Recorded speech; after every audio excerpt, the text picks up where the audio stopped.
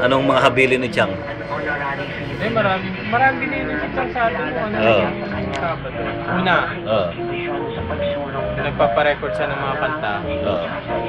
Tinanong niya tong computer na to. Yung computer. Kung puro kanta lang niya nakalagay. Sabi ko, andito lahat, mga commercial, mga kanta niya lahat. Pero sabi ni Chang, dedicate daw namin tong computer na to para sa mga kanta niya. Para daw, kung sakasakali. Yan lang sinabi niya, para kung sakasakali. Maghanap daw kami ng mga kanta niya. Madali daw mga kanta. So nandiyan lahat yung mga kanta na? Nandiyan lahat ng mga kanta niya. Pati yung huling pinarecord niya ng mga bagong CD.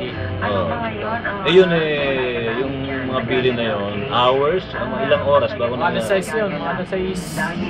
Alas 5 o'clock ng hapon. Tapos umalis si Chang. Mamaya bumalik.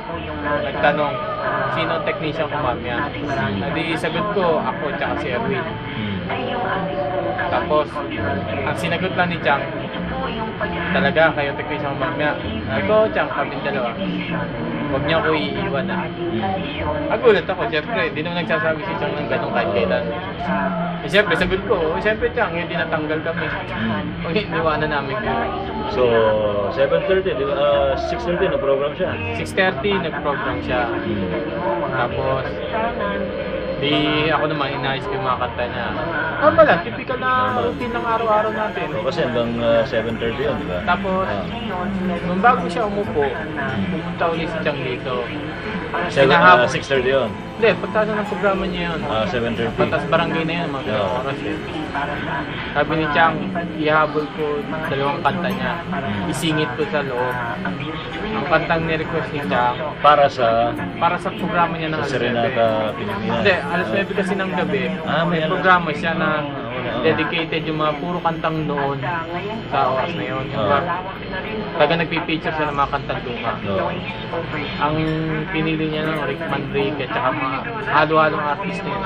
Pero yung pinakaano niya, nagpalagay siya ng ng kanta niya na dalawa, ni-request niya. Nandito pa yung playlist ng kanta na yun. Yung kanta na yun ay Walang Kamatayan yung una. Tapos ang pangalawa,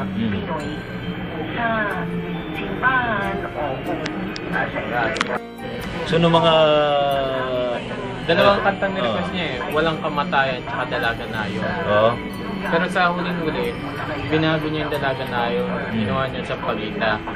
Kasi sa Pagita daw na yun, ang nag-back up sa kanya yung Mabuhay Singer. Yung karamihan doon, alam mo na. Kanta niya mismo yun? Pati yung Walang Kamatayan, kanta ni Chang yun. Tapos, nung ko lang din napansin lahat ng mga kanta niya, medyo kakaiba, Paalam na Hirang. Yung mga puro malulungkot dati, Pusong Nalulungkot. Inilagay niya rin yun? Yun yung mga list, yun ang huling playlist niya. Ito yung playlist niya. Ito yung mga playlist niya? Mga kanta na medyo, yan. Madaling Araw. Ano pa? Huling Awit. Yan ang pinakahuling-huling kanta niya na sa oras ng program niya yan. Tapos ang huling kakanta rin pala ng Mabuhay Singer. Kanta niya lahat to? Yung yan, kanta ng halo-halo na yan, mga artist. Kasama na yung kanta niya rin dyan? Kasama na, yung Walang Kamatayan at Dalaga na Yun. Pero pagdating sa huli, binago niya, pinalagay niya sa Pagita, pinahanap niya. Inalis niya yung Huling Awit? Inalis niya yung Dalaga na Yun. Inalis niya yung Dalaga na Yun. Yung Huling Awit, pagkas Huling Awit yung sa Pagita. Walang sinabi kung bakit? Wala naman, basta yun lang. Kaso kasama rin sa piniture niya, yung pagkasaya niya yung sa Pagita, yung iba doon, mga nawala na niyang mga kasama. Sabi para pang naman ni Chang yung mga sumakot ng buhay na rin yung mga kasama niya dati. So, tapos, nagbilin pa siya, nagsabi siya na sabihan ko daw siya mga 5 minutes bago mag-11 o'clock. May yung kantaan na siya. So di ba natapos yung 9 to ano yun, di ba? 9 to 10 yun. 9 to 10. Tapos pumasok yung... So nag-i-smooth naman yung program from 9 to 10? Nag-i-smooth naman yung programa. Tapos along the program, sinabihan niya ako na bigyan siya ng oras yung 5 minutes bago mag-serenata ng alas 11. Kasi mag-bibis daw siya. Ay sabi ko, Chang, maganda na yung damit mo. Ano ba yung damit niya dati? Medyo yung kulay yata nung parang light green. No? Light green. Okay.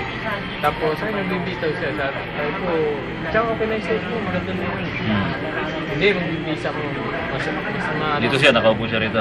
Nandun siya sa loob. Nasa loob. Usap lang kami Kausap mo through sa intercom. Kasi nagbibilin nga siya na, na sabihan siya pag mag-serenata, nakapag-bis na dapat. Kasi nga, nakakagulat. Ang suot niya, itim. So, nagbihis siya, itim na. Siya. Na usually, hindi naman niya ginagawa. Kasi kung ano yung suot niya ng buong simula siya ng 6:30. Yun na rin ang suot niya hanggang matapos ang programa yan ng alas 12. Pero kaya natin sa programa ko. Nakatuwa siya. Sabi niya, ang tagal na sa ere, parang napapagod na akong gawin ito eh. But that's off the air. Sabi ko, bakit? Huwag na po itigil, marami pa pong umaasa sa inyo. Yung program niya na... Kasi isa sa mga liham kay Chadeli. Okay. Tapos the next na, kasi nagre-recording kami noon, kasi the previous week nawalan siya ng boses. So we have to record her voice, naka-separate doon sa mga drama talent. So one-on-one kami rito, this very room na nagkukwentuhan kami. Sinasamahan ko siyang magpayo. Hindi naman ako nakikipayo, kundi nakikiopo lang ako sa kanya para ma-feel niya lang na may kasama siya dito sa kwarto. Correct. And every after take ng kada script, kinukwentuhan niya ako ng gano'n na parang ayaw niya na. Pero yung ayaw, sinabi niya ayaw, pabiro. Hindi, seryoso. Seryoso talaga siya? Seryoso siya talaga, Okay. oo. At actually, pang second time niya na sinasabi sa akin niya na nung nagkakawanan kami na pagod na siya. Tapos nung huli script naman, gusto niya magkaroon naman ng pagbabago doon sa programa. Meron doon siya 5 programa. Gusto niya i-roll into one. Parang gusto niya na talagang i-abolish yung existing program at palitan na. At saka, after talking to her, nung gano'n na mood niya, naisip ko, sa dami ng advance namin ngayon, air itong mga material na ito nang wala na siya. Friday ng gabi, that was August 29. Around 6 p.m. Or bago mag-6, naghahabol ako ng story ko para sa Balitang Talaga.